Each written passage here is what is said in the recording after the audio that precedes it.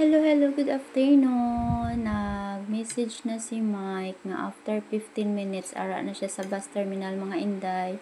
So ari gahulat ko subong sang tricycle pakadto sa Ceres terminal kay masugat ko sa iya mga Inday.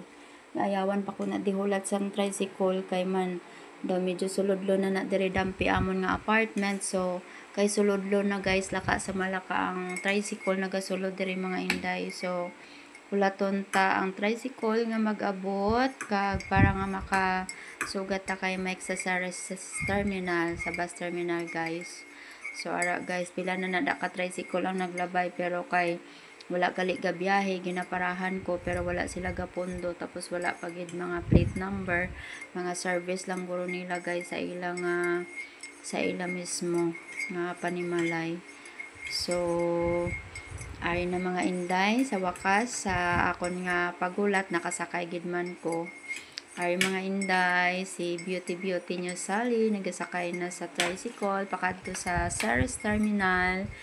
Wala pa man niguro kaabot si Mike guys sa Ceres terminal kay Hambalya after 15 minutes pa man siya kuno maka-arrive sa bus terminal. So ari medyo dasig man ang dalagan sang tricycle, so mas makauna pa ko niguro mga Inday.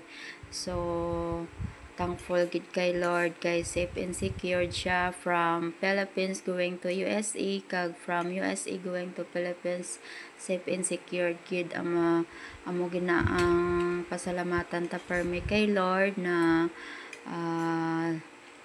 prayer is powerful gituod guys nga safe siya sa iyang travel bisan ano kalayo kag nang kung ako guro guys hindi ko gid kaya nga mag-travel sang amo kalawigon nga oras kay ang pagka-nervyosa ko ara mga Inday ginalingaw-lingaw ko lang akon kaagalingon ginasimot-simutan ko ang buhok ko samtang nagapungko sa tricycle.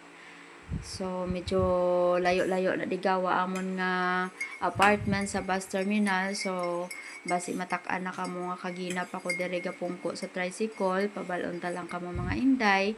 Medyo sulodlon gawa ang amon nga apartment sa proper gid sang sang city sang Kabankalan. So medyo malayo-layo gawa sagay ko di kalili kay may tabon ang tricycle tungod nagainulan mga Inday kay nga aga worried ako siling ko nga daw kadugay gid haw sa diin niya nako naging liko-liko basi dalon niya nako ni kung diin na.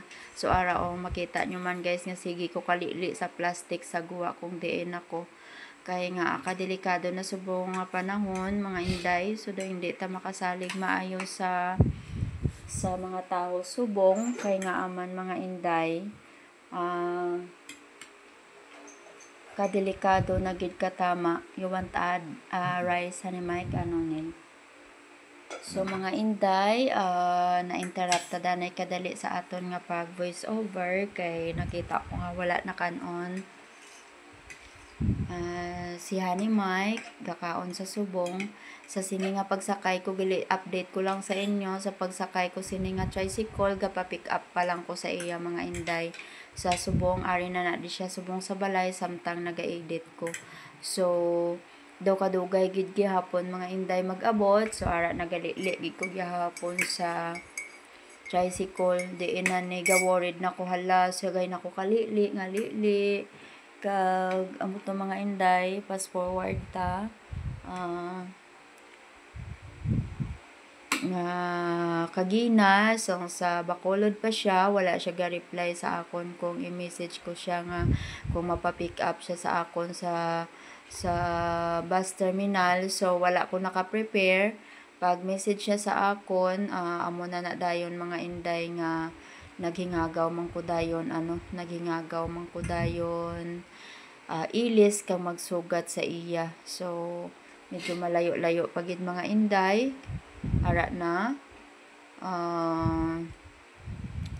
manaog na ta mga Inday sa Ceres terminal nakaabot na ko wala pa sinsilyo ang so siling ko sige kuhain na lang ko 30 pesos kay ang iya ko nga sinsilyo is 70 lang gid bali na di mga Inday mo bali 20 na di halin kay tungod medyo layo. So tungod kay wala siya kambyo, okay na lang sa ako naging kuhaan niya ko 30. So wala gid bilin ang ato nga pamasahe, ginhulam ko pa to sa manghod sa bata ko, guys. Nga ang mga sala-sala na ginapanghambal ko, guys, may manghod pa ko gali, guys, bagay mo ko na manghod ang akon nga bata, guys.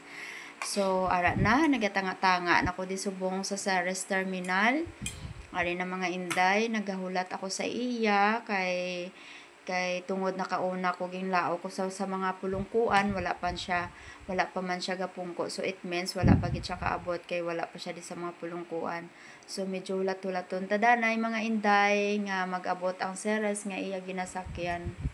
Ari na mga inday, nagatanga ko, nagahulat. So okay na lang nga ako nakauna sang sa iya kay kabalogid ko lapyo siya katama tungod kay halin perti kalayo sang ginbiyahean ng mga inday. Galain gid guro iya nga pamatsyag tungod perti kalayo.